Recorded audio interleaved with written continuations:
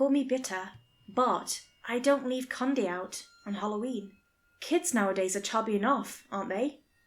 Why should I encourage that? I think what I'm trying to say is, I've never been a traditionalist, not by a long shot. Well, I held this conviction up until my brother, Isaac, came back. A year ago, he'd gone travelling with a fresh degree in maths and all the cheer in the world. The man who returned, though, couldn't be more different. Trick-or-treaters dared venture out the day before Halloween. Things were changing. It was the morning of the 30th when I heard that knock at the door. I almost didn't recognise him with how haggard he looked. When I did, I promptly invited him inside. I guided him to the living room, and we sat together on the couch. Isaac stared into the fireplace, seeming vacant. "So, how's that soul-searching been going?" I said, with a nervous chuckle. Isaac didn't reply for a moment, taking a deep breath before, "Well, I found something," he croaked. "I just don't like what I found." This caught my attention. I asked him what he meant by that, and he said, "How do I put it? Something unlocked in my head." To me, a relatively sane individual, this initially translated to, "I've gone stir crazy," but the days of seeing in black and white are long past, so I played along. Isaac must have seen the expression on my face, because his eyes widened and he held a hand up in defence. "No, not like that, Joel. It's not just me. It's you too. It's everyone. It's—" He stopped mid-sentence and spun around to the window. Through it, my front lawn, empty and verdant. "You don't see them, do you?" The question caught me off guard. See who? His eyes told of worry. Not the kind you'd feel being late for work, or from losing your wallet. It was heavier than that. "Course you don't. No one does." At this point, my brother was essentially telling me he was hallucinating. I stood up and glanced at Isaac. "Look, man, you sit here and relax. Do you want some tea? Coffee?" "Only Irish." I sighed, moving towards the kitchen. "I'll call Mum, tell her to come visit.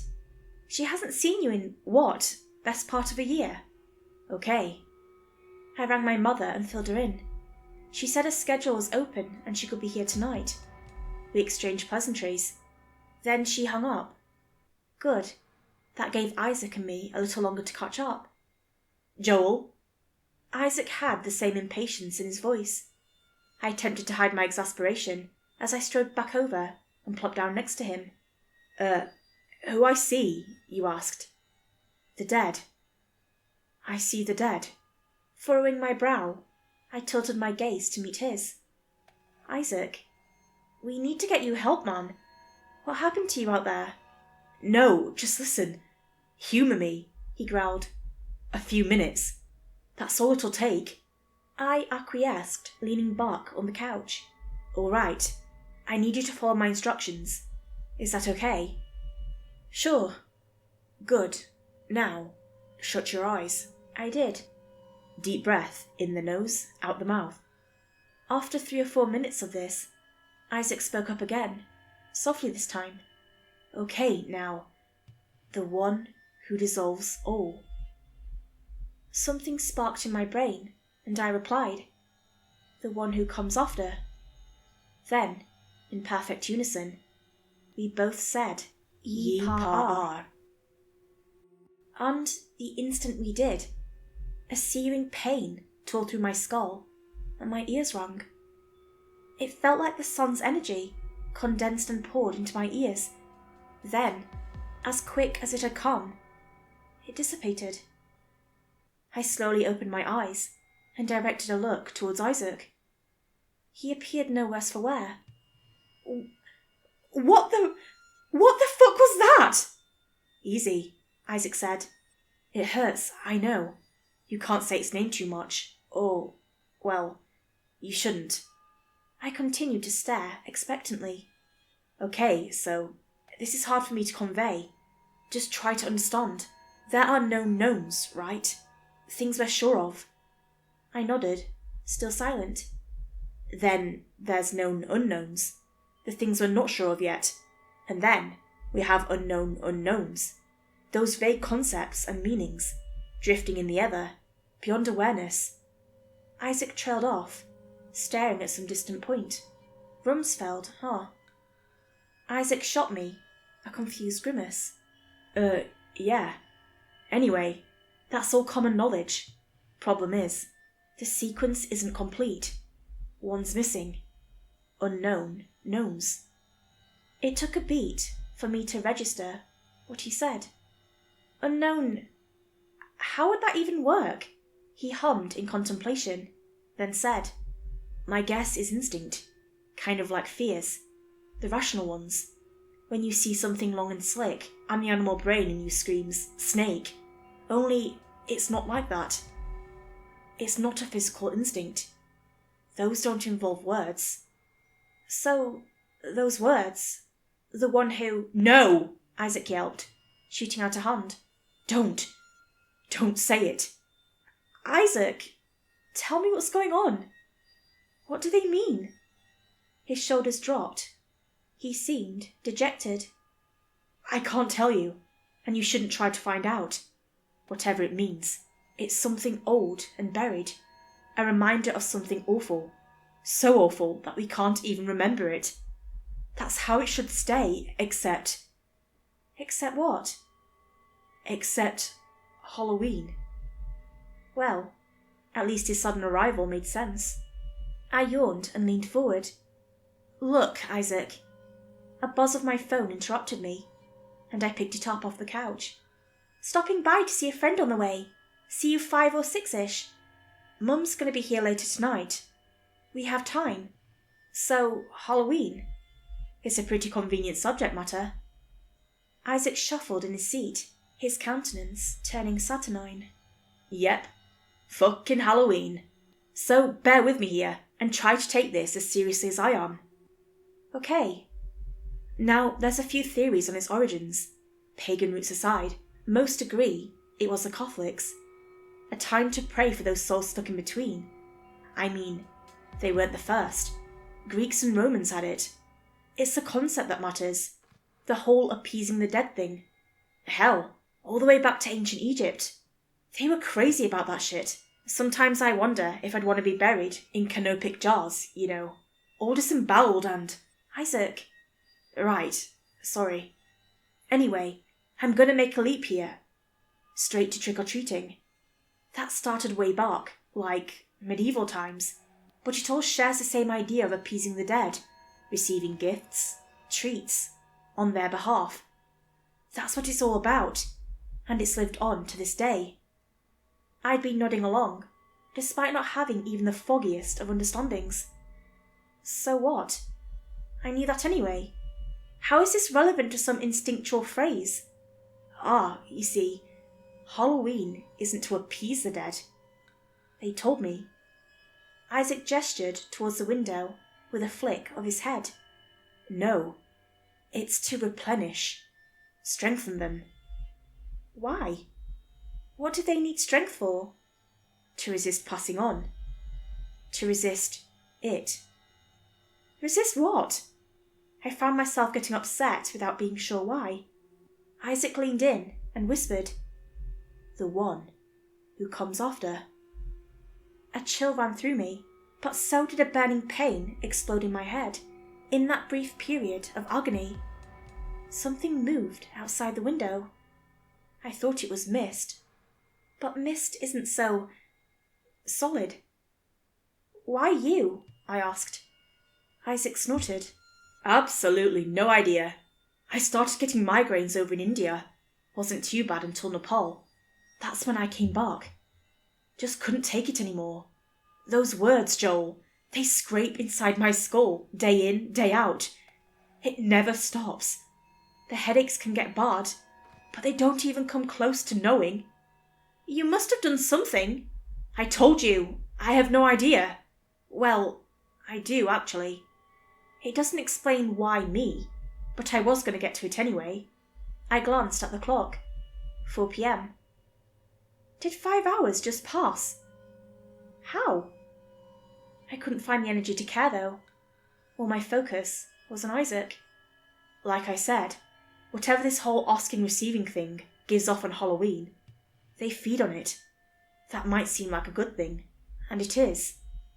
Once a year. That's enough to keep them from slipping. But now, now it's getting out of hand. Last year, the kids went out on the 30th too. Same for the year before. And the result? We're sentencing ourselves. He paused to look out of the window again, shook his head at something, then turned back to me. We're overfeeding them, Joel. They're still here. Still everywhere. You know what happens when you overfeed something? They get fat? Well, yes. But they also get complacent and indiscreet. All that strength we're giving them. A little is enough. But this, all we're doing is, well, we're lighting a beacon. Nothing's going to miss the flame of billions of happy souls. And I have this terrible feeling that I know who's going to see it, or... No. It has seen it. It's already started, Joel. It's come to collect, to bring us to where we're meant to go. Where we go after. And then? Isaac glared at me, in disbelief. There is no then. It's final. I know you can't see them, but right now, as we speak, I see. I see it picking them off, one by one. It's taking them all and when we go, it's going to take us too. He broke down then. I was shocked he'd been keeping it together at all.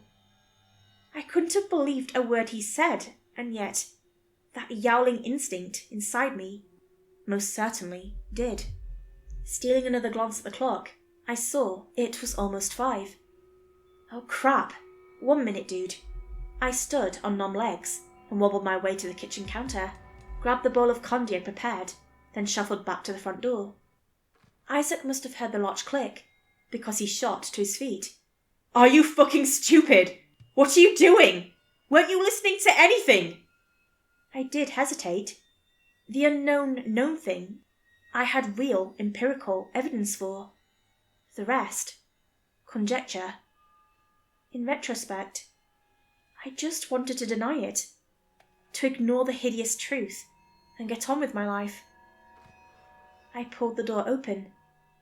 At the same time, Isaac vaulted over the couch and barreled straight for me, shoving me down and knocking the bowl of candy all over the floor. I stared up at Isaac in shock, then attempted to stand, but he rushed over and crouched beside me, gripping my arm. Joel, please listen. Even if it's not for me, don't do it. You've never done it before, so please don't. The kids won't be missing out. I mean, you've got candy corns in there, for Christ's sakes. I really didn't have a response. Please? God, yeah, okay, fine. You better pull yourself together, though. Mum will be here any minute now. Isaac nodded solemnly. Oh, and sweep those candies up. Your fault they're all over the floor. Broom's in the pantry over there. He looked down, curling his lip, and went to grab the broom. I'm being honest, Joel. I can't live with this alone. But you don't believe me. Getting annoyed now, I paced up to him. I don't know, Isaac. Maybe. I'd rather think you just need help. Flat despair flushed his face, but he went right on with cleaning up. I turned to the living room and called out, Also, please go have a shave. And a shower, for that matter. You look like you've been living with wolves. We had the place ship-shape in about 20 minutes. Isaac was still in the shower when Mum arrived, heralded by a soft rapping at my door. I opened it to see her face, creased with a warm smile. Happy Halloween! Well, for tomorrow. But it may as well be, right? Right, I said uneasily. Come on in, Mum. You must be exhausted. 250 miles since this morning. Thanks, sweetheart. Oh, where's Isaac? Is he okay? Yeah, he's fine. Just taking a shower. "Come, it's cold out." I closed the door behind her and led her to the dinner table, where I realised I hadn't changed out of these clothes all day, damp with the stress sweat of my chat with Isaac. "Hey, I'm going to go get a fresh set on. Sit tight. Isaac will probably be down before me." She smiled and slung off her handbag. Meanwhile, I took the stairs 2 steps at a time to see Isaac was already dry and dressed. I told him Mum was downstairs and to behave. He gave me a brief, somewhere between agreement and denial, but I decided to trust him. Light raindrops pattered on my window as I threw my dirty clothes on the laundry chair and searched for something more respectful. Something gave me pause then. Another noise. Beneath the rainfall. Mum and Isaac chatting. I must have really been on edge. I buttoned up my jeans, then fell right back down into unease. What were they talking about? I rushed out to the top of the stairs, in time to hear, "The one who dissolves all." This idiot! Why couldn't he listen? I nearly slipped as I flew down the stairs, and at the landing, my mother said, "The one who comes after." Mouth dry, temples burning, I skipped down the last few steps. The table came into view, where Isaac sat uncomfortably close to Mum. I called out, "Isaac!" but was cut off as they both said its name in identical rhythm and tone. That horrible, grating name. I marched purposefully into the dining room and grabbed Isaac by the shoulders. "Isaac, stop it now! Do not say it again!" Before he could reply, Mum took the liberty of doing so. "What? The one who comes after?" That time, the pain was tenfold. It was so intense my knees gave out and I collapsed to the floor, whilst Isaac arched in his chair. What chilled me the most, though, was how my mother seemed utterly unaffected by saying it. "I'm sorry. Who is the one who comes after? Ye pa-ah." "Stop!" I yelled, now in the fetal position. But she kept going, more and more fervently. She seemed to convulse in the chair, and her voice took on a horrific hollow timbre that sounded like a shuddering barrel of screws. Who? The one who dissolves all! The one who comes after! Ye pa-ah! Ye pa-ah! Ye pa-ah!" I could do nothing except cry. It felt like she dug her very own grave right in front of me, while I was forced to watch. And, oh, that couldn't have been more true, because when I squinted in agony once more, the world shifted. I blinked, and before me laid an entirely different scene. My front yard was empty no more. There were figures, shimmering like reflections. So many. I saw no end to them. They blended in and around each other, but amongst the chaos, one detail stood out. Each and every one of them wore smiles on their faces. Not of malice, but contentment. This made even less sense, because behind them, arcing up and out of the mosses, were towering serpentine pillars. They burned a blinding white, and I could see they were entirely made of a pure flame. The dead seemed none the wiser. Only when they were snatched up into those fingers, or claws, or talons, would panic bloom on their faces. And then, the most gut-wrenching sight of them all. A smaller limb had already reached through the kitchen window, as if nothing was there at all, and had its coiled, branching fingers gripped around my mother's head. I saw them slither into her eyes, nose, mouth, while her whole body glowed with magnesic energy. I saw her silvery hair burst into flames, her skin and flesh bubble and slough off the bone, carbonizing before even hitting the floor. And then, she was still. I couldn't look away. The limb pulled and pulled, heaving a translucent mass from Mum's body, which came free with one final tug. Whatever it tore out screamed as it retracted with whip-like speed. A stray coil lashed out from the limb and brushed my face. For a brief moment, I saw a glimpse of what comes after. A burning, seething place where all minds and memories are melted into one roiling consciousness, stuck in eternal delirium. It must have lasted for a second, but it was enough for me to wail in terror and squeeze my eyelids shut. When I opened them, it was all gone. Isaac's chair was empty. He sat on the floor beside me, shivering. When I looked back to the table, I screamed. I screamed until my throat gave out. A blackened husk was all that remained of my mum, hunched and crumbling onto the table. Warmth spread down my leg, but I didn't care. My sole focus was coming to terms with what just happened.